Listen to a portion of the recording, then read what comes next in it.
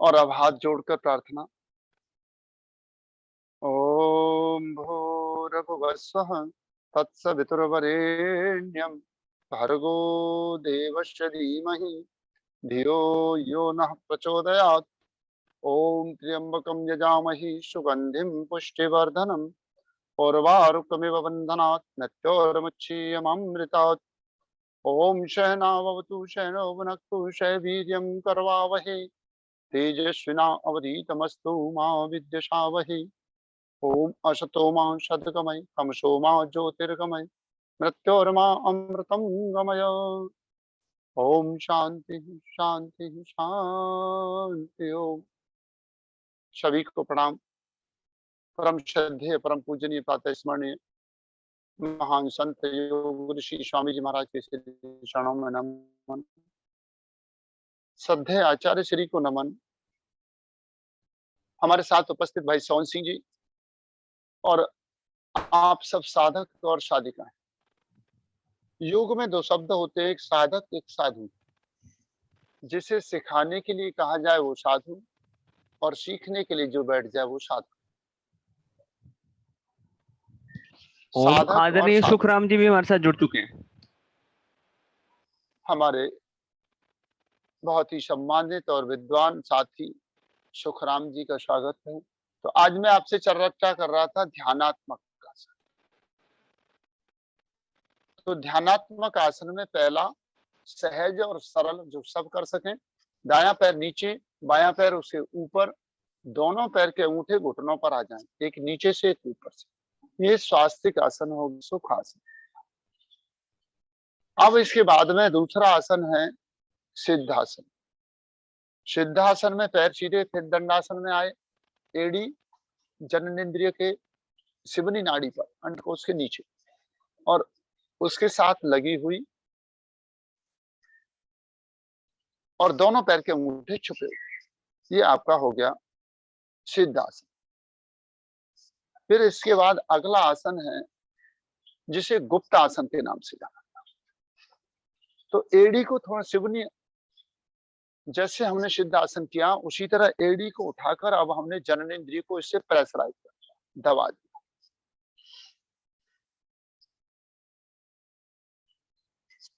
और दूसरी एड़ी को ठीक उसके ऊपर ले आए। इसमें कई बार ऐसे भी कर देते हैं कि एक जननेंद्रिय के नीचे और एक जननेंद्रिय के ऊपर। इसको गुप्त आसन के नाम से जाना जाता है। और कमर सीधी। ध्यान के लिए प्रयोग होते हैं गुप्तासन, सिद्धासन, गुप्तासन, मुक्तासन। मुक्तासन में आराम से पद्मासन लगाया, जननेंद्रिय और अंडकोश से पर कोई इसका प्रभाव न जाए, बिल्कुल दूर दूर रहे। इसको भी मुक्त आसन के नाम से, जननेंद्रिय बिल्कुल फ्री रहे, इसको मुक्त आसन के नाम से भी जाना। अब इसके बाद आता है सर्वोत्तम आसन है पद्मासन। तो पद्मासन के लिए क्या करना है, दाईं एड़ी को नाभि के बिल्कुल ठीक नीचे, नाभि से मिल जाए। अब बाईं एड़ी दाईं एड़ी से मिल जाए। ये हो गया पद्मासन। ज्यादातर मुद्राओं का अभ्यास इसी आसन में बैठकर किया जाएगा। तो आज हम थोड़ा सा मुद्राओं पर चर्चा करते हैं। षट कर्मणा शोधनम च आसनेन भवेद्धरणम मुद्रायाम स्थिरता चैव प्रत्याहारेण धीरता प्राणायामान लाघवम च ध्यानात प्रत्यक्ष आत्मना समाधिना मुक्तिरेव निर्लिप्तम न संशय। ये सप्तांग घिरण्य संहिता में हठ योग के 7 साधन। अब हठ योग क्या है इसको समझना है। हकार कीर्ते सूर्य से ठकार चंद्र उच्चते सूर्या चंद्र मसौ योगात सूर्या चंद्र भयोर मध्य सूर्या चंद्र मसौ योगात हठ योगो निगध्यते। यानी हकार, हकार सूर्य नाड़ी यानी पिंगला नाड़ी को कहा, इड़ा नाड़ी चंद्र नाड़ी, ठकार, हा और ठा, इन दोनों का शोधन करने से, वेदन करने से, प्रयोग करने से जो योग सिद्ध होता है उसे हठ योग कहते हैं। सामान्य भाषा, इड़ा भागीरथी गंगा पिंगला यमुना नदी, इड़ा भागीरथी गंगा पिंगला यमुना नदी, इड़ा पिंगल भयोर मध्य बाल रंडा च सरस्वती। इन दोनों को अब 22वीं में प्रश्न आ सकता है कि कौन सी नाड़ियों को नदियों के नाम से जाना गया, जिन्हें नदियों के नाम से संबोधित किया गया वो कौन है, उन नाड़ियों के नाम क्या हैं। तो इड़ा, पिंगला और सुषमना, और इसमें क्या कहा, गंगा, यमुना और बालरंडा या सरस्वती। इड़ा भागीरथी गंगा पिंगला यमुना नदी, इड़ा पिंगल भयोर मध्य बाल रंडा च सरस्वती। इड़ा और पिंगला के बीच में जो सोई हुई है वो बाल रंडा है, त्रिवेणी, इसी को त्रिवेणी के नाम से जाना। इनका संगम आज्ञा चक्र, यानी जो हमारे चक्र हैं वो इन तीनों के संगम पॉइंट है। जहां इड़ा पिंगला सुषमना संगम करती हैं उन्हें हम चक्र कहते हैं।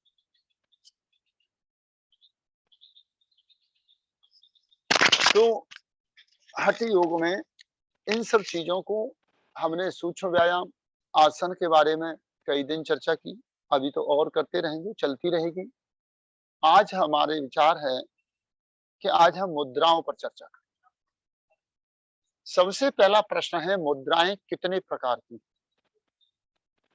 तो इसमें आप कहेंगे मुद्राओं का वर्गीकरण 2 प्रकार से किया जाता है, एक प्राणोत्थान करने वाली और एक तत्वों का नियमन करने वाली।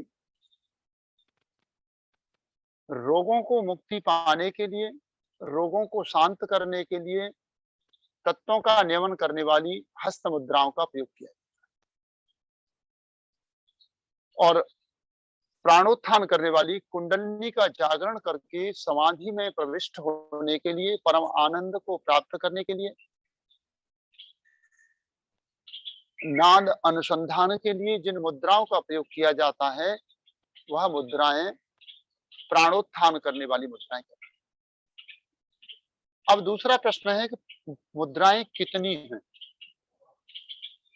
तो मुद्राओं का वर्गीकरण 2 प्रकार का हो गया।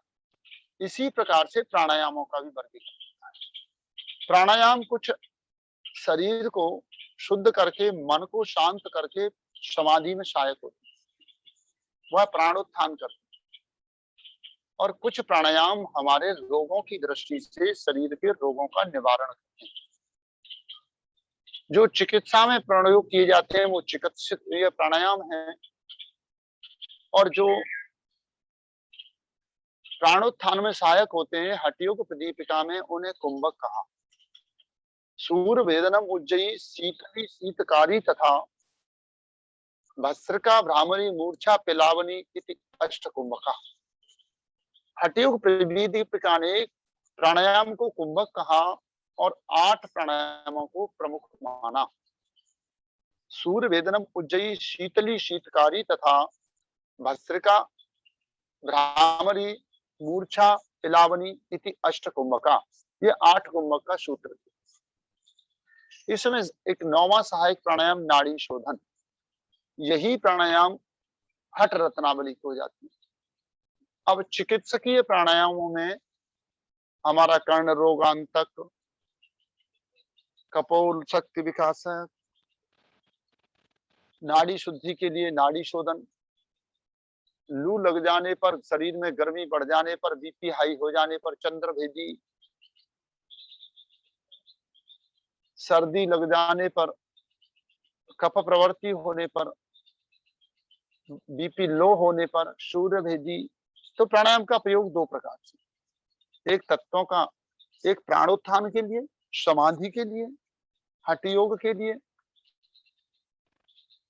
अब ये योग की भिन्न भिन्न पद्धतियां हैं, और आदरणीय त्यागी जी ने, जैसे पहले ही दिन मैंने जब प्रस्थान त्रयी कराया था तब उन्होंने बताया था कि वो चाहे त्रयी प्रस्थान हो, और त्रयी प्रस्थान में मैंने बताया था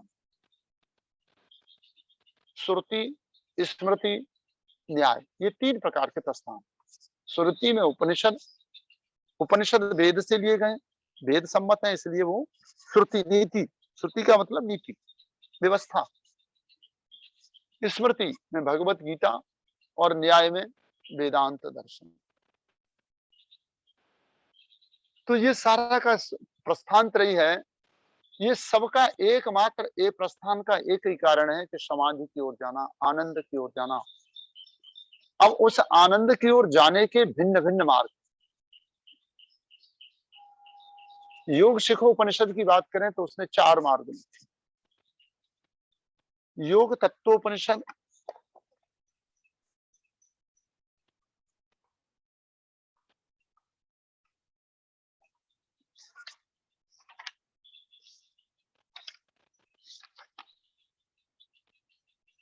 योग तत्वोपनिषद ने 4 मार्ग, और वो 4 मार्ग हैं। और देखिए यहाँ वो चीज भी आपकी आती जा रही है, भिन्न भिन्न उपनिषदों के अनुसार योग। तो योग तत्वोपनिषद कहता है मंत्र योग, यानी किसी भी सार्वभौमिक परमात्मा की स्तुति प्रार्थना के मंत्र का साधक यदि पवित्र मन से निरंतर जप करे तो 12 वर्ष में मंत्र सिद्ध होकर अणिमा आदि अष्ट सिद्धियों की प्राप्ति हो जाती है। अष्ट सिद्धियां संसार के सभी पदार्थों को प्रदान सुलभ करती हुई हमें समाधि की ओर ले जाते हैं। इन सिद्धियों के नाम हैं अणिमा, महिमा, गरिमा, लघिमा, प्राप्ति, प्राकाम्य, ईशिता और वंशिता। ये 8 प्रकार की सिद्धियां हैं जिन्हें हम अष्टादि सिद्धियां कहते हैं, अणिमा आदि सिद्धियां कहते हैं। फिर इसके बाद आता है लय योग। अपने दैनिक क्रियाकलापों को करते हुए ईश्वर का ध्यान निरंतर बना रहे, जो कार्य करें वह ईश्वर की व्यवस्था में करें, जीवन यापन जीवन को चलाने के लिए करें, तो वो लय योग बन जाता है। अब इसके बाद आता है हठ योग। हठ योग में विभिन्न मुद्राओं, आसन, प्राणायामों, बंधों एवं सठ कर्म से शरीर को शुद्ध व निर्मल बनाकर मन को एकाग्र करके ध्यान में उतरना, इसका नाम है हठ योग। राजयोग, यम नियम आदि का अभ्यास अभ्यास करके चित्त को निर्मल कर ज्योतिर्मय आत्मा का साक्षात्कार करना। योग का अर्थ समाधि या अनुभूति या संयम है। तपः, स्वाध्याय, ईश्वर प्रणिधानात् क्रिया योग। तो अभी आपने जो मैंने राजयोग की परिभाषा बताई, राजयोगम बिना हठ है, हठ योगम बिना राज, ये दोनों एक दूसरे के पूरक भी हैं। और जो योग दर्शन में अष्टांग योग है, अष्टांग योग और राजयोग एक दूसरे के पर्यायवाची समझ लीजिए। अष्टांग योग के बिना राजयोग सिद्ध नहीं होता। राजयोग में महर्षि पतंजलि अष्टांग योग का वर्णन करते हुए लिखते हैं, सत्व शुद्धि सौमनस्य एकाग्र इंद्रिय जय आत्म दर्शन योग तत्वानि च। योग के तत्व को जानना है, योग के तत्व को प्राप्त करना है, तो आपको क्या करना पड़ेगा? सत्व शुद्धि, अपने अंदर सत्य को दृढ़ करना होगा, वास्तविक सत्य को जानना और सत्य को मानना और सत्य में जीना। सत्य शुद्धि सौमनस्य, विषय थोड़ा सा जुड़ा हुआ है, बोलना पड़ेगा। सत्य को कैसे समझें? सत्य क्या है? कई बार हम दिग्भ्रमित होते हैं, समझ नहीं आता सत्य क्या है, असत्य क्या है। तो भगवान कृष्ण की वाणी में यदि हम सत्य को समझे तो भगवान कहते हैं, यदा यदा हि धर्मस्य ग्लानिर्भवति भारत अब उत्थानम अधर्मस्य तदात्मानं सृजाम्यहम् परित्राणाय साधूनां विनाशाय च दुष्कृतां धर्म संस्थापनार्थाय संभवामि युगे युगे। भगवान कहते हैं मैं प्रत्येक युग युग में जन्म लेता हूं और मेरा एकमात्र उद्देश्य है धर्म का उत्थान करना, अधर्म का नाश करना, धार्मिक महापुरुषों को स्थापित करके उन्हें आगे बढ़ाना और अधर्मियों को दंड देना। तो मुझे लगता है सत्य की परिभाषा इससे कुछ अलग नहीं हो सकती। ये सारा का सारा सर्व सत्य करना, क्योंकि वो भगवान के द्वारा निर्देशित है। तो धर्म से प्रेम करना, अधर्म से का दमन, उन्हें दंड देना, द्वेष नहीं करना। योगी का काम द्वेष करना नहीं है, किसी से घृणा करना नहीं है। यदि सामर्थ्य है तो शुद्धि करना, और सामर्थ्य नहीं है तो उसमें मूक सहमति भी नहीं देना, साइड हो जाना, अलग उपेक्षा ना। तो इस प्रकार से ये अष्टांग योग हुआ। ये योग की भिन्न भिन्न पद्धतियां आपको समाधि तक ले जाएंगी, चाहे मंत्र योग के माध्यम से चलें, चाहे आप लय योग के माध्यम से चलें, हठ योग के माध्यम से चलें, राजयोग या अष्टांग योग। अब इसमें मैंने वह भी मंत्र बोला, क्रिया योग, तप स्वाध्याय ईश्वर प्रणिधानानि क्रिया योग। अब ये क्रिया योग क्या है? सबसे पहला इसमें तप। अपने जीवन में तप को स्थापित कर लीजिए। सत्यपूर्ण कार्य जैसा है उसे वैसा कीजिए, जीवन से शॉर्टकट का त्याग कर दीजिए। जीवन का शॉर्टकट का त्याग करके पुरुषार्थ के साथ जो जीवन में आने वाली बाधाएं, तपो द्वंद्व शयनम दुख सुख निग्रह इति तपः तपः गति कर्मणो। महर्षि पतंजलि लिखते हैं दुख सुख निग्रह इति तपः। महर्षि व्यास भाष्य करते हुए कहते हैं तपो गति कर्मणः। तपो द्वंद्व शयनम, विपरीत परिस्थितियों में अडिग रहना। भगवान राम राज्य तिलक के साथ वनवास हुआ पर शांत रहे, न किसी पर क्रोध, न किसी पर दोषारोपण। उनके साथ लक्ष्मण को देख लो तो तमाम, दशरथ को दोष, कैकेयी को दोष, भरत को दोष, सबको दोष देने में लगे, लेकिन राम शांत, बस ये योगी है। तो तप का अर्थ हुआ अपने निमित्त कर्म को करते हुए किसी शॉर्टकट का उपयोग न करना, सत्य में जीना, सत्य को स्थापित करना, सत्यमय कर्मों को करते हुए जो कठिनाई आए उसे सह जाना, तप है। स्वाध्याय, श्रुति को पढ़ना, वेदों का अध्ययन करना, उपनिषदों का, दर्शनों का अध्ययन करना, उन्हें समझना, स्वाध्याय करना। और जब स्वाध्याय प्रतिष्ठित होता है तो ज्ञान योग प्रतिष्ठित हो जाता है। ज्ञान योग की दो विशेषताएं, ज्ञानान मुक्ति, ज्ञान के बिना मुक्ति हो ही नहीं सकती। सांख्य दर्शन में महर्षि कपिल कहते हैं, सांख्य दर्शन में महर्षि कपिल ने कहा राग उपहति राग उपहति ध्यानम, रागों से मुक्त हो जाना ही ध्यान है। जब आपको किसी भी चीज से किसी प्रकार का कोई राग न रहे तो आप ध्यानस्थ हो गए। ध्यान का अर्थ क्या दिया महर्षि कपिल ने? रागों से मुक्ति, और उसका साधन है ज्ञानान मुक्ति। ज्ञान से आप रागों से मुक्त होते हैं और रागों से मुक्त होकर आप ध्यान को प्राप्त होते हैं। अब इसी तरह से ईश्वर प्रणिधानानि, ईश्वर प्रणिधानानाम सर्वक्रियाणाम परम गुरु अर्पणे तत्फलम संन्यासो। ईश्वर प्रणिधान के माध्यम से भक्त भगवान पर पूरी तरह समर्पित हो जाता है, और वो जिस हाल में भी रहे ईश्वर का धन्यवाद करना नहीं भूलता और कभी दुखी नहीं होता, प्रसन्नचित्त रहता है। यहाँ एक बात ध्यान करने की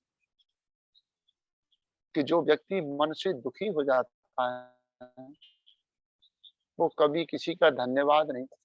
जिनका मन में ईर्ष्या होती है, द्वेष होता है, घृणा होती है, क्रोध होता है, भय होता है, वह किसी का निश्चल मन से धन्यवाद नहीं करता, सकता। रामायण में तुलसीदास जी महाराज ने कहा, निर्मल मन जन सोई मोहि पावा, मोहि कपट छल छिद्र न भावा। जो निर्मल मन जन है वही परमात्मा का धन्यवाद करता है। तो हर हाल में प्रसन्न रहते हुए परमात्मा का धन्यवाद करता और अपने किए हुए समस्त कर्मों के फल को परमात्मा को समर्पित कर देता है, उसे भक्त कहते, वह भक्ति योग कहलाता है। इसको गीता ने कहा, कर्मण्य बाधिका रस्ते माँ फलेषु कदाचन, माँ कर्म फल हेतुर्भूमाते संगो अस्तु। माँ कर्म फल हेतुर्भूमाते संगो अस्तु कर्म। आप किसी भी हालत में कर्मण्य बाधिका रस्ते, कर्म करने के लिए आप बाध्य हैं, कर्म तो आपको करने ही है, राजी करो या कुराजी करो। इसलिए अच्छा है कि आप कर्म स्वेच्छा से करो और पवित्रों में, कर्मों में पवित्रता लाओ, निष्काम भाव से करो, पर करो प्रसन्नता पूर्वक करो। और जब कर्मों में प्रसन्नता आ जाए तब आगे क्या कहा, आप फल में पूरी तरह परतंत्र हैं। फल क्या देना है इसलिए परमात्मा स्वतंत्र है, आप स्वतंत्र हैं। तो जब परमात्मा स्वतंत्र है तो जो फल दे उसे स्वीकार करो और जो मिलेगा उसे भोग करेंगे इस भाव के साथ। यानी ये कहे कि जो हमारे कर्मों का फल है वो यज्ञ के प्रसाद की तरह जो हमारे हथे आएगा।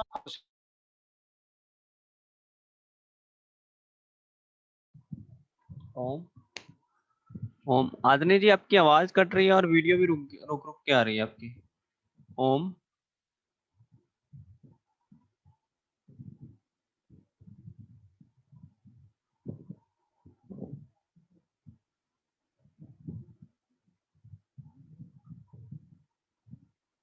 ओम।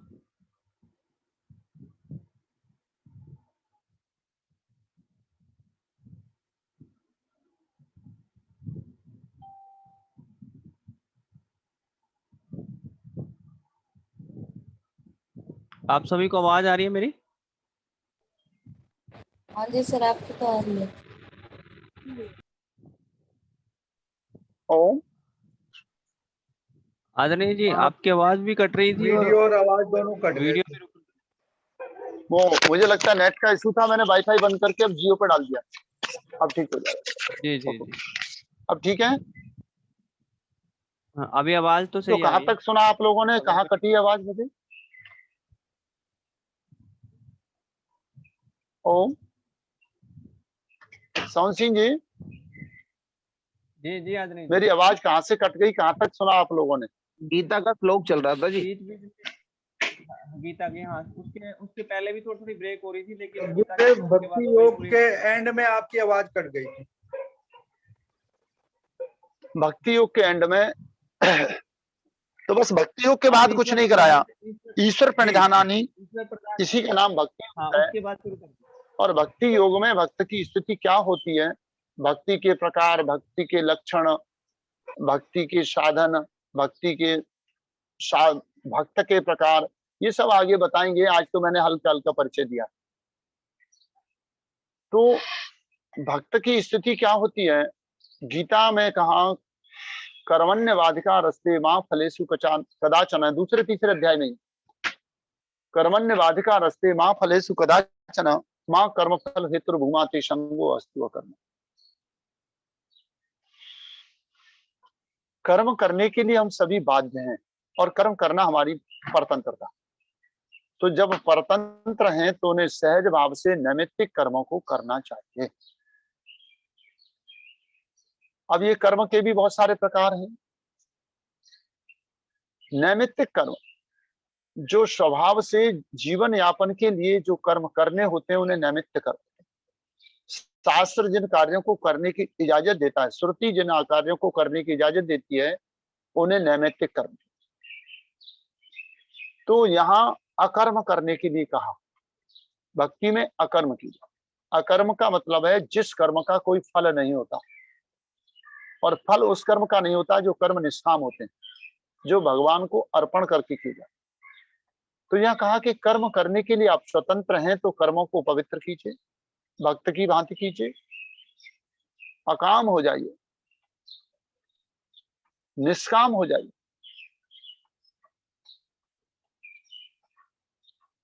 तो इस तरीके से कर्म पवित्र करें और पवित्र कर्म करने के बाद उनका फल जो भी प्राप्त हो उसे प्रसाद समझकर प्रसन्नता पूर्वक ग्रहण करें।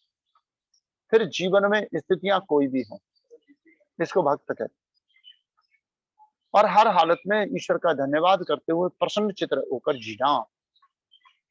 परिस्थितियां कोई भी हो, इसे भक्त कहते हैं। तो आज मैंने मंत्रों के माध्यम से भिन्न भिन्न प्रकार से योग की पद्धतियों के ऊपर प्रकाश डाला और ये सारी की सारी पद्धतियों का एकमात्र उद्देश्य है ध्यान और समाधि, आत्म साक्षात्कार, भगवत साक्षात्कार। तो चलिए आज इसके लिए कुछ करते हैं हम। आज हमारा अरे आधा घंटा तो निकल गया तो चलिए थोड़े से आसन कर लेते हैं। सीधे खड़े हो जाएं और एक बार ताड़ासन करें।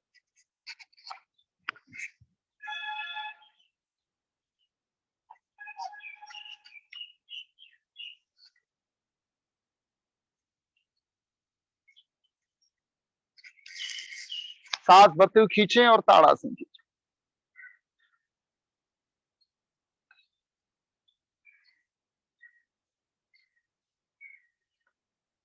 सामने किसी एक बिंदु पर देखते हुए बिना हिले डुले पैर के अंगूठे पर उंगलियों पर खड़े रहें।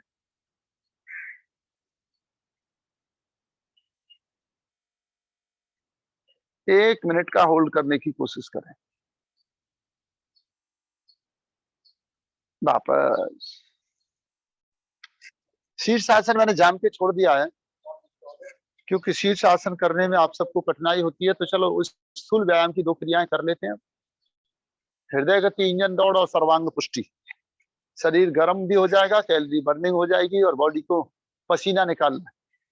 अंगूठा अंदर, मुट्ठी बंद, कोहनियां कंधे की सीध में और कोहनी की सीध में मुट्ठी।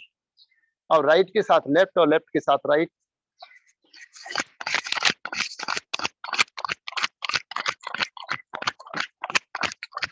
टेढ़ी हिप से लगी रहे।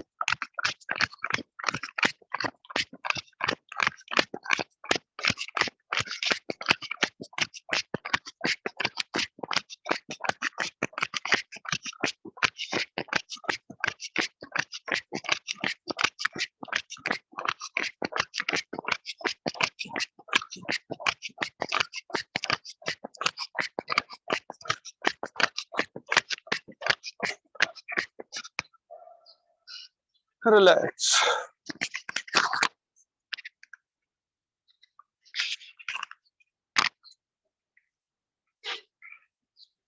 सर्वांग पुष्टि।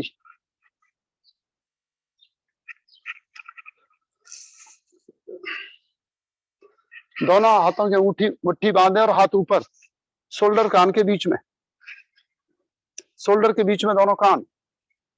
राइट आगे, लेफ्ट पीछे। सांस लेते हुए पीछे झुके, राइट की ओर नीचे आए। हाथ चेंज, पीछे की ओर से ही वापस लेफ्ट की ओर। हाथ चेंज, फिर पीछे की ओर झुकते हुए और अब थोड़ा थोड़ा गोल घुमा दीजिए। शोल्डर कान के साथ लगे रहें तो बहुत अच्छा। ओम। पूजा जी आप हाथों की पोजीशन देखिए, हाथों की पोजीशन देखिए गुरु जी को। आपके और हाथ यहीं से विपरीत कर कैसे दें। हैं गुरु जी के कैसे? हाथ सीधे, आगे भी और पीछे भी जब भी जाएं तो शोल्डर कान से लगे रहें।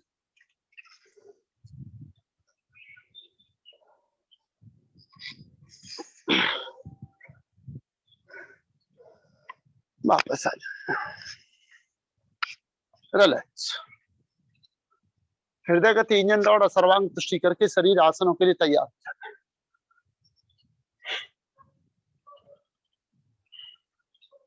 आज क्रम थोड़ा सा पीछे से ले रहा हूं क्योंकि टाइम अब मेरे पास बहुत कम बचा आज के लिए। अब हम कर रहे हैं यहां सर्वांग आसन या योग मुद्रा। आज मैं मुद्राओं के बारे में आपको बता रहा था, तो चलिए बैठिए। दंडासन। हठयोग प्रदीपिका में 10 मुद्राएं बताई गई। ये सबको याद रखना है, पेपर में कई बार आता, मेरे भी आया। और घरण्य संहिता में 25 मुद्राएं। घरण्य संहिता में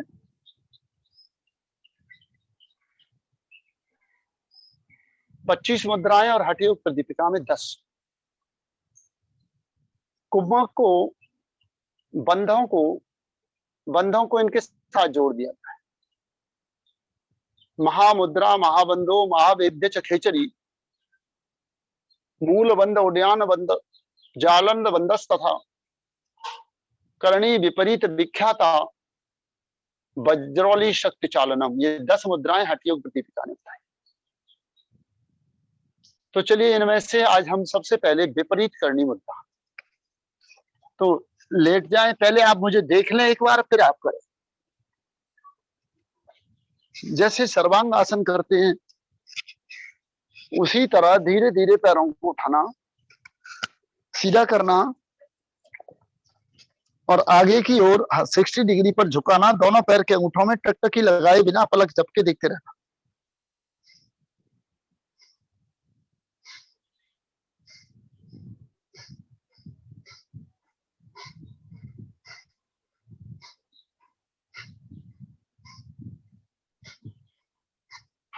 धीरे धीरे अपने शरीर का अपना ऑरा दिखाई देने लगता है। इसमें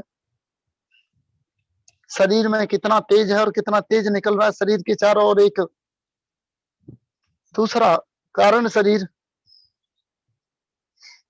स्थूल शरीर के भीतर कारण शरीर, सूक्ष्म शरीर, इसी तरह से एक ऑरा दिखाई देने लगता है। धीरे धीरे वापस आ जाएं। आप लोग सभी करें विपरीत करणी मुद्रा। आराम से करें और जाने का तरीका और आने का तरीका मैटर करता है यहाँ। बिल्कुल आराम से जाना है और आराम से आना है। डॉक्टर सुधा करिए, नीतू, प्रमोद जी, पूजा, करो करो करो। रोको, नीतू रोले नहीं करनी। और उठाओ, कमर को हाथों के ऊपर बैठ लाओ। प्रयत्न शैथिल्यांत अनंत समापत्तिभ्याम। प्रयत्न शिथिल नहीं हुआ तो फिर नहीं होगा। विनोद पैर सीधे करो भैया। सरिता बंसल, उठाओ हिप्स को, कमर उठाओ। लालचंद जी, कमर उठाओ, दोनों हाथों से सपोर्ट करो कमर को और पैर सीधे करो। 60 डिग्री एंगल पर झुकाना है। दोनों पैर के मिले हुए पैर के अंगूठों के बीच में देखेंगे बिना पलक झपके, त्राटक की तरह।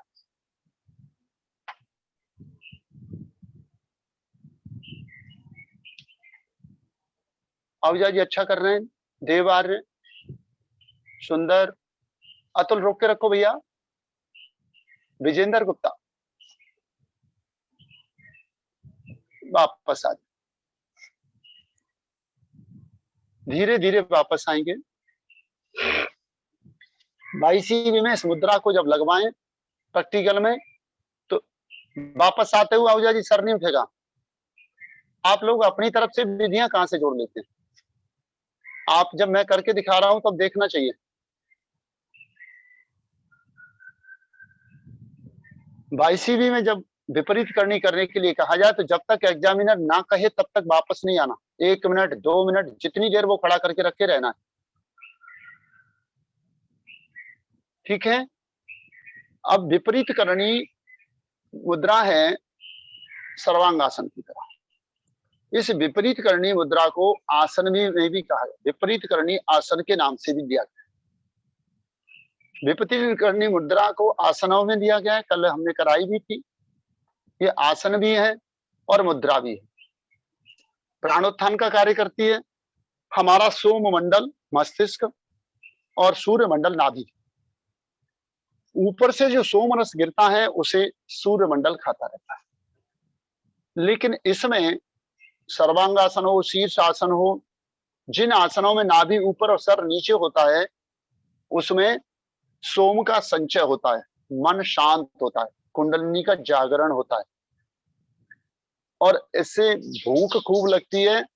ब्रह्मचर्य की साधना करें और जो लोग ये विपरीत करनी कर रहे हैं वो खाने में कंजूसी ना करें, भूख लगे तो खाएं और जितनी भूख हो उतना खाएं, इससे भूख बढ़ जाती है, खाना खूब अच्छा लगता है। तो मोटे पेट वाले से करें और कम खाएं तो अपने आप शरीर कंट्रोल में आने पर लगता है, इससे इसका मतलब मेटाबॉलिज्म बढ़ जाता है। तो यह है विपरीत करनी और बहुत ही प्रख्यात मुद्रा। अब इसके साथ एक मुद्रा और है जिसे हम आसनों में भी करते हैं और हम मुद्राओं में भी करते हैं। उसका नाम है योग मुद्रा। योग मुद्रा में देखिए, इसको इसके साथ इसलिए जोड़ रहा हूं कि जब भी हम सर्वांग आसन करते हैं तो सर्वांग आसन का विपरीत किया जाता है मत्स्य आसन। और मत्स्य आसन में क्या करना है? पद्मासन लगाना, दोनों कोहनियों को जमीन पर रखना, अब सर को लटकाकर पीछे जमीन पर टिका देना और दोनों हाथ से पैर के अंगूठे पकड़ सकते हैं तो अति उत्तम, ना पकड़ पाए तो नीचे जमीन पर। और यदि पूरा करना है तो सांस लेके हिप्स को जमीन से ऊपर उठाना।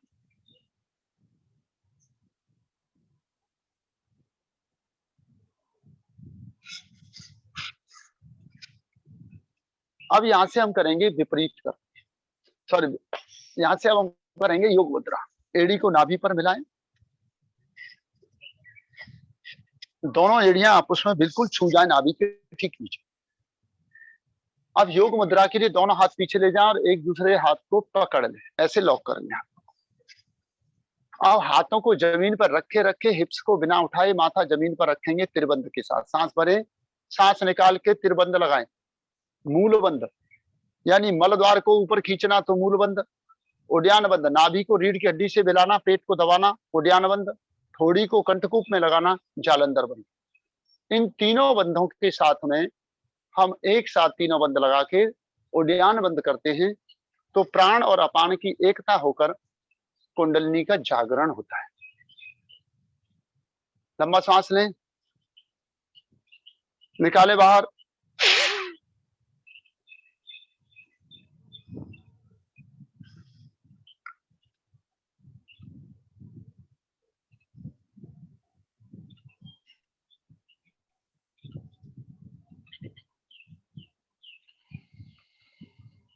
जितनी देर सांस रोक पाए रोक के रखें, फिर वापस आ जाए। पुनः इसी की आवृत्ति पुनरावृत्ति करें।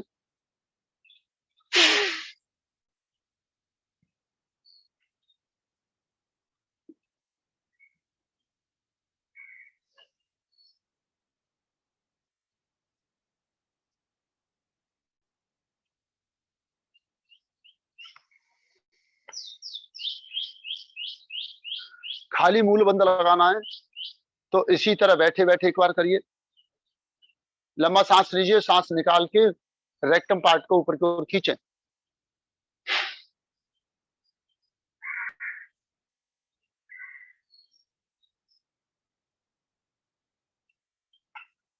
अब इस गुदा द्वार को ऊपर की ओर संकुचित करना और छोड़ना जल्दी जल्दी करेंगे तो अश्वनी मुद्रा कहलाएगा, और ऊपर की ओर खींचकर रोक देंगे तो मूलबंध हो जाए। इसको सांस अंदर लेकर भी कर सकते हैं। लंग्स में सांस भरें और मल द्वार को ऊपर खींच लें। इसके साथ जालंधर बंद भी लगा सकते हैं पर उड़िया नहीं लगा सकते। सांस लेकर थोड़ी को कंठकूप से मिला दें।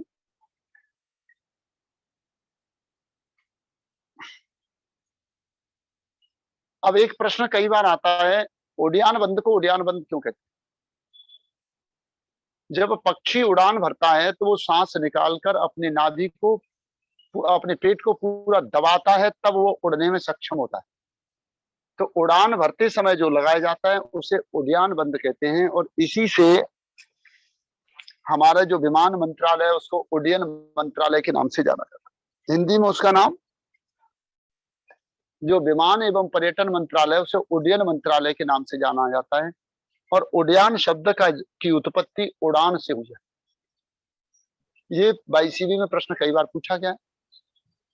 अब इसकी दूसरी आवृत्ति में एक तो ये हो गया कि आपने हाथों को पीछे रख लिया, दूसरे में आप हाथों को अपने पीछे ले जाकर जोड़ लो जैसे आगे छाती पर जोड़ते हो, और सांस निकाल के माथा जमीन पर त्रिबंध के साथ।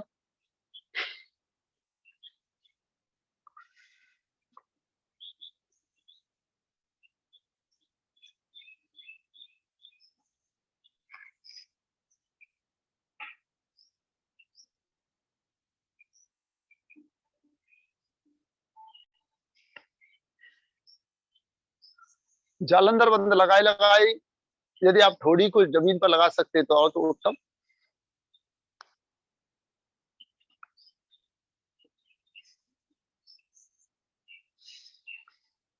वापस मैं पीछे से हाथों की स्थिति दिखा देता हूं आपको।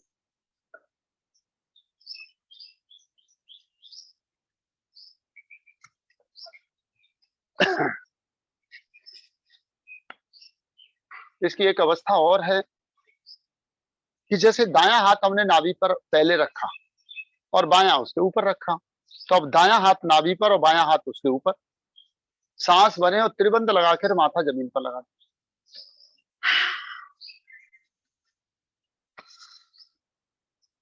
और जितना झुक सकते हैं झुकें।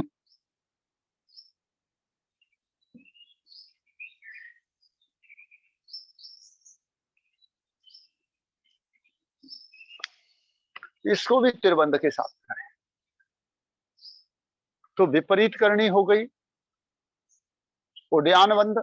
उड्डयन बंद में सांस निकालकर बाह्य प्राणायाम जैसे हम करते हैं,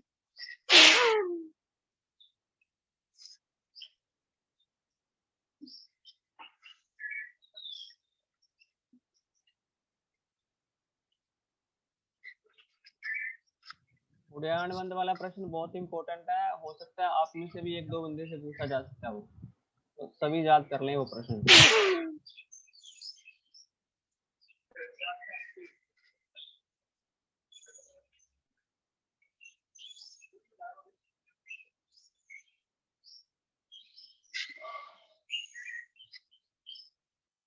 कहते हैं गिद्ध चील, आपने देखा होगा वो आकाश में लंबे समय तक बिना पंख मारे उड़ते रहते, एक ऊंचाई पर पहुंच जाते हैं और बिना पंख मारे उड़ते रहते हैं और ऐसे गोल गोल घूमते हुए नीचे आते रहते हैं। वो उड्डयन बंद का प्रयोग करते हैं।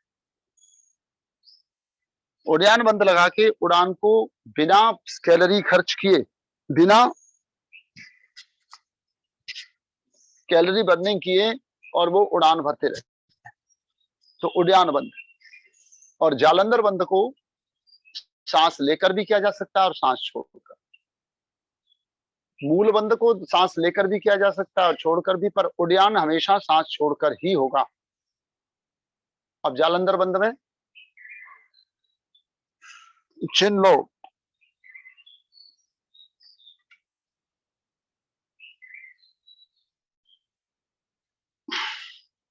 महामुद्रा महाबंधो महावेद्य चखेचरी।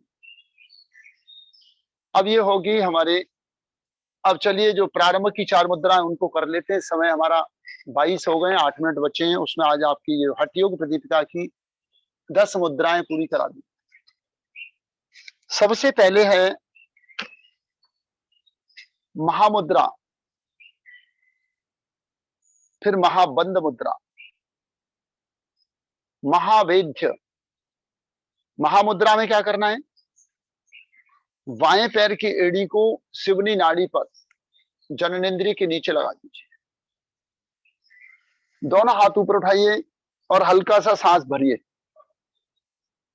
अब मूल बंद और जालंधर बंद, सांस को लेकर प्राण वायु को अपान तक पहुंचाएं और अपान को उठाकर प्राण पर लाएं। तो सांस लेकर मूल बंद लगाइए और जालंधर बंद लगाकर आगे झुकने का प्रयत्न कीजिए।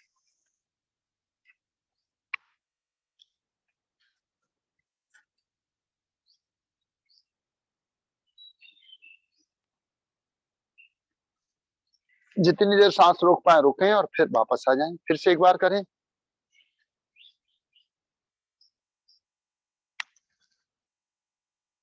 पैर पकड़ लें और झुके आगे, माथा घुटने तक आ जाए तो कोई बुराई नहीं है, अच्छी बात है।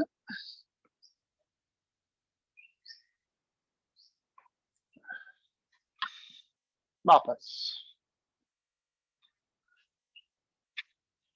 हठयोग प्रदीपिका और घृण्य संहिता दोनों में एक जैसी है। अब इसके बाद में इसी को पैर बदल के कर लें और इसको आसन की तरह किया जाए तो इस आसन का नाम होता है जानु शीर्षासन। हाइड्रोसिल हर्निया में चिकित्सा होती है, इस आसन को जानु शीर्षासन कहते हैं। पूरा श्वास लीजिए, मूल बंद लगाइए, जालंधर बंद लगाइए और झुकिए आगे।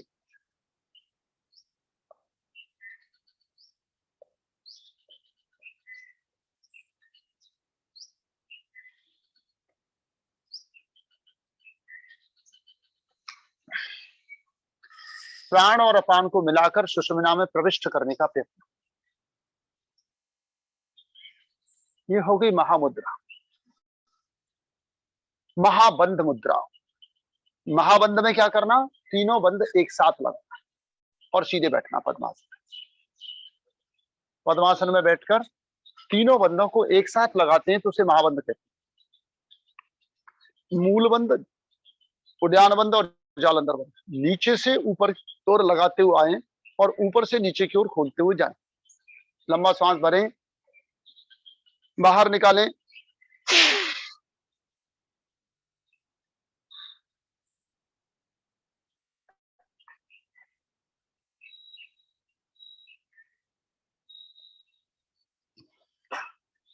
वापस। अब इसके बाद आती है महावेद्य मुद्रा। महावेद्य में पद्मासन में बैठे रहें। महावेद्य मुद्रा का अभ्यास करने वाले यदि किसी कारण से विष भी शरीर में चला जाए तो हजम हो जाता है, पर विष खा के परीक्षण ना करे कि भाई जहर खा के देख लें अब तो हम महावेद्य मुद्रा करते। आप कितनी करते हो? नीतू ठीक कह रहा हूं ना, जहर खा के मत देखना है। तो यानी जो भी खा लो वही हजम, पर इसका मतलब ये भी नहीं है कि खाते ही रहो नहीं मोटे हो जाओ। तो इसमें क्या करना, लंबा श्वास लेना, श्वास लेके प्राण वायु को अपान वायु से मिलाने का प्रयत्न करना, मूल बंद लगाना और जालंधर बंद लगाना, दोनों हाथ जमीन पर रखे। एक बार देख लीजिए।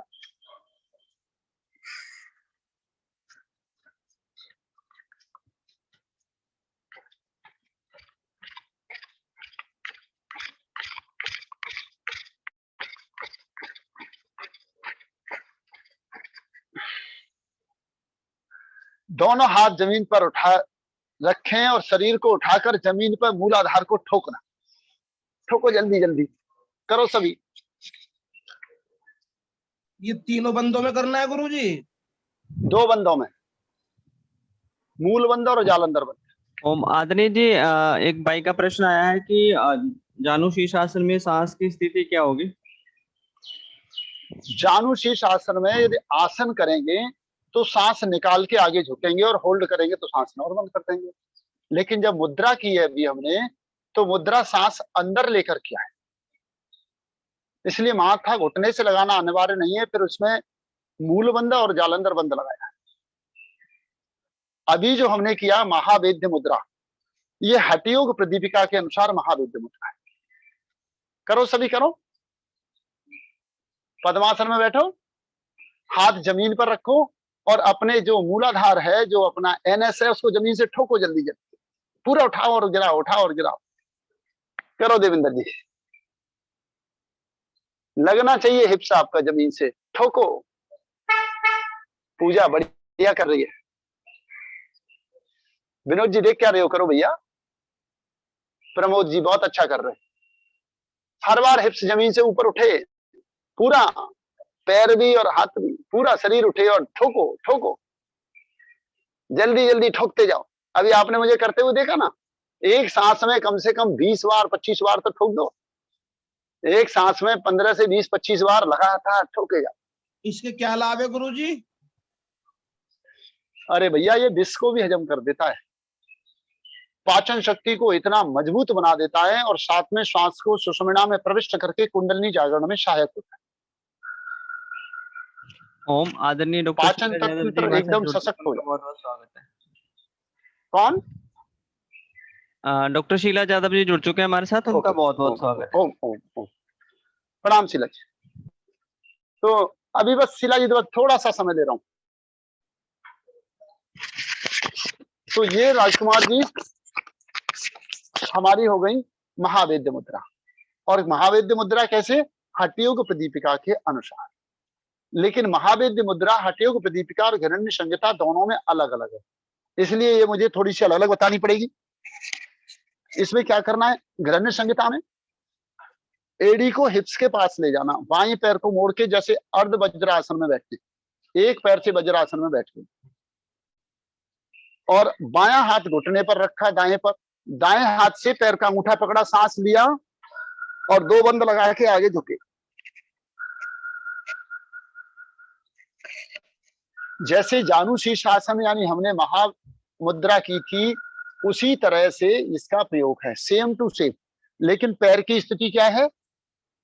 पैर को पीछे मोड़कर एड़ी को हिप्स के पास लेकर जाकर दोनों हिप्स जमीन पर रखना, अर्ध वज्रासन में बैठना। दोनों हाथों से घुटना पकड़ सकते हैं या एक हाथ से पकड़ सकते हैं। विपरीत हाथ से घुटने को दबाएं और झुकें आगे।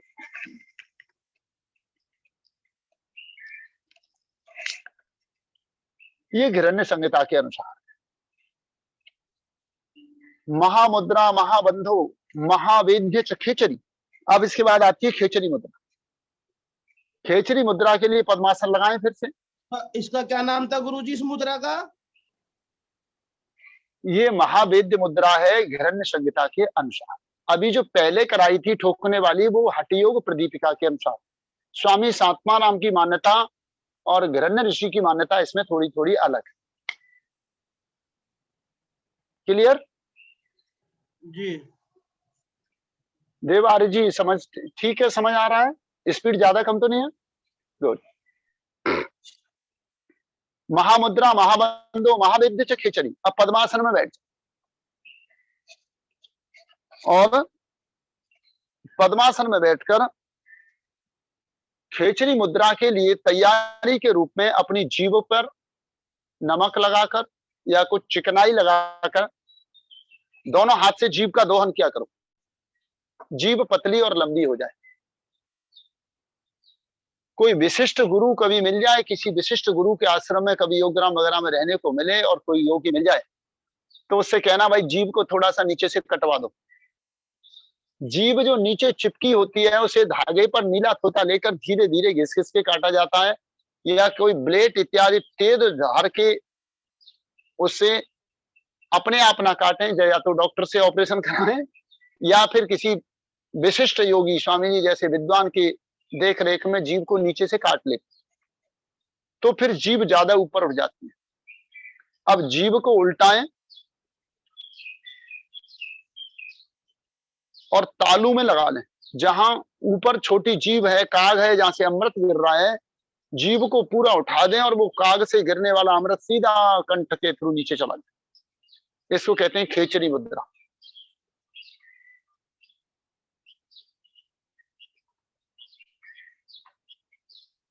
सांस को नॉर्मल करें और मूल बंद लगाकर शक्ति का ऊर्ध्वारोहण।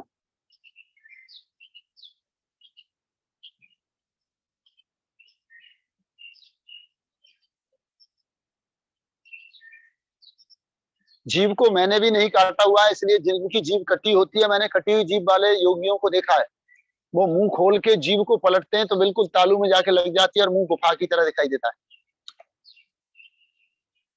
लेकिन आप लोग इतना काम जरूर करें कि कुछ मक्खन इत्यादि लगाकर जीभ का सवेरे दोहन क्या करें। जैसे जिस समय आप दंत कांति करते हो या दातून करते हो, दांत साफ करते हो, उस समय जीभ को साफ करते हो, जीभ को खूब खींचा करें, दोहन क्या करें। जीभ जितनी पतली और लंबी होगी उतनी अच्छी होगी। तो ये हो गई खेचरी मुद्रा। जीभ का दोहन अब कैसे हमारे पास बची ओम। जीभ का दोहन कैसे करना है गुरुजी? जीभ का दोहन जीभ को पकड़ के दोनों हाथों से अंगूठा नीचे, एक उंगली ऊपर, उसे नीचे की ओर मसाज जैसे करते हैं, खींचो। हाथों से ही करना है? हाँ हाँ, हाथ से ही करेंगे और किससे करेंगे। अपने हाथ से अपने आप करो, किसी और तो मत करवाना, नहीं खींच लेगा कोई।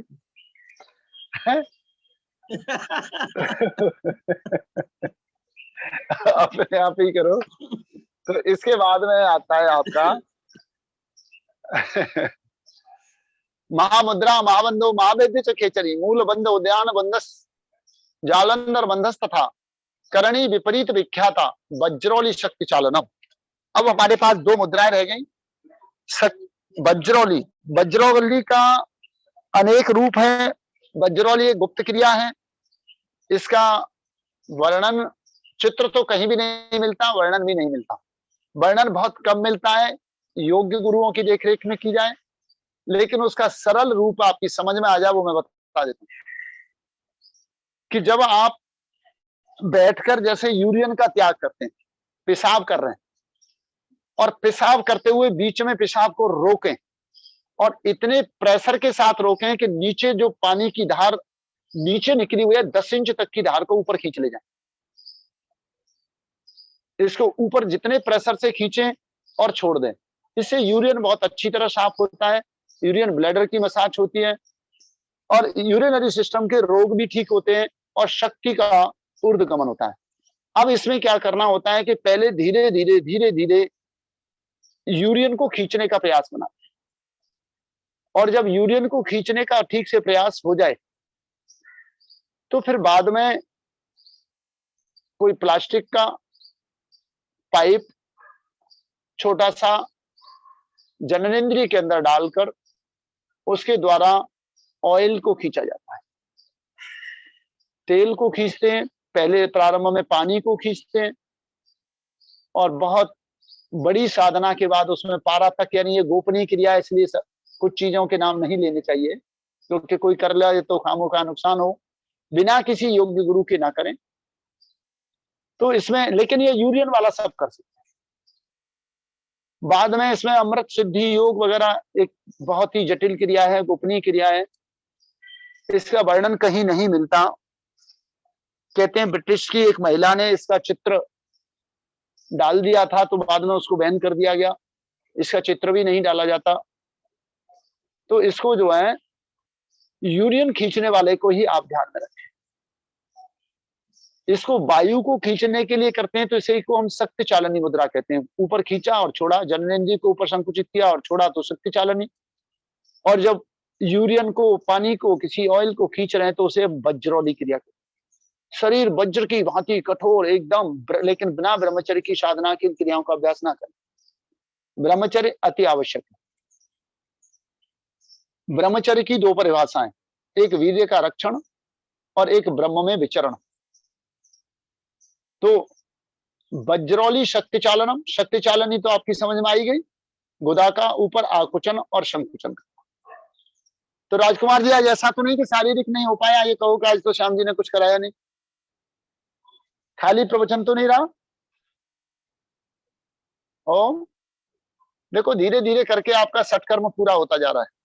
आदरणीय गुरु और जी, आपके जी हट प्रदीपिका के अनुसार 10 मुद्राएं हैं, जी हाँ, जिसमें महामुद्रा, महाबंध और महावेद्य दूसरा ग्रहण संहिता के मैंने अनुसार अभी मैंने यार कई बार बताई हैं, वही है। अभी तो मैंने 8-10 बार बता दिया आपको थोड़ी सी देर में। ये 6 लिखी गई है हमारे से जी। महामुद्रा, महाबंधो, महावेद्य चखेचरी, मूलबंध, उड्यान बंध, जालंधर बंधस्तथा, करणी विपरीत विख्याता, वज्रोली शक्ति चालनम।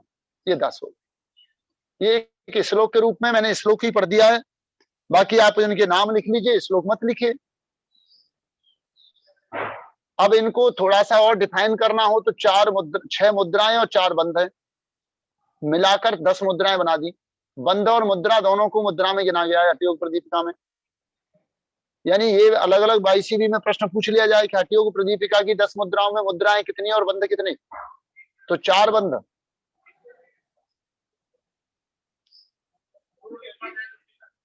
यानी महाबंध भी है, महामुद्रा, महाबंधो, महावेद्य चखेचरी, तो 4 बंध और 6 मुद्राएं।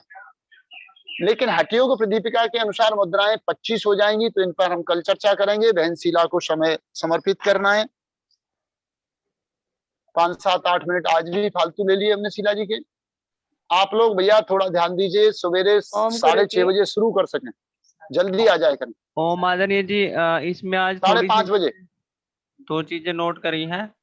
जो हम आपने इंजन दौड़ करवाई और सर्वांग पुष्टि, उसमें काफी भाई बहनों को हाथों की ज्यादा दिक्कत है, इंजन दौड़ में भी और सर्वांग पुष्टि में भी। काफी भाई बहन हैं जो स्वामी जी पहला वाला जोगी में पहला क्रिया हमारी वो कर रहे हैं। ज्यादातर वही आदत पड़ी हुई है। तो मैंने काफी चीज देखो इसमें समझाता हूँ कि इसमें कोहनी कंधे की सीध में, कोहनी की सीध में हाथ की मुट्ठी, और ऐसी स्थिति में जाना और उसी में वापस आना। सामने जाना और फिर वहीं लौटना। अब ज्यादातर देखो बजेंद्र जी मेरे सामने ही कर रहे हैं तो कौनी मोड़ रहे हैं, कौनी को ऊपर नहीं मोड़ना, सीधा रखना है, ठीक है ना। तो ये स्थिति को ध्यान रखना, और हाथ के विपरीत पैर, राइट के साथ लेफ्ट, लेफ्ट के साथ राइट, अल्टरनेट चलता रहेगा। तो ये अभी और बताएंगे, फिर करवाएंगे। आप लोगों से प्रार्थना है कि जल्दी आ जाए करें, तो 5:30 बजे शुरू कर दें तो हमें 5-7 मिनट जल्दी मिल जाए। पर आप आते ही 10 मिनट खा जाते हो आते आते, तो 10 मिनट आपके ही जाते हैं। बताओ हमारा क्या नुकसान है, आपका ही है। तो आज मैंने आपको मुद्राएं कराई, पर मुझे लगता है साथ में पसीना तो निकला ही होगा। ऐसा पसीना निकला नहीं निकला, हुआ ना एक साथ? ठीक है, आनंद आनंद आ गया गुरुजी। चलिए सरता अच्छा लग रहा है। हाँ बहुत अच्छा लग रहा है गुरुजी। आज ना मुझे एक्चुअली मेरे चाचा जी की डेथ हो गई, तो मुझे ओहो। 7 बजे सोनीपत जाना है अभी। ओके। तो गुरुजी आज संसार के साथ भी जीना है, गृहस्थी के साथ भी चलना ही है, संसार हाँ, के नियमों का पालन भी करना है। कल ही फोन आ गया था, तो अब हमें निकलना है। जी। नीतू, सुधा, पूजा, विनोद, आनंद आ रहा है? बॉडी वार्म अप हुई, पसीना निकला है, मुद्राएं सीखने को मिली। तो अब आपका यौगिक जॉगिंग हो गया।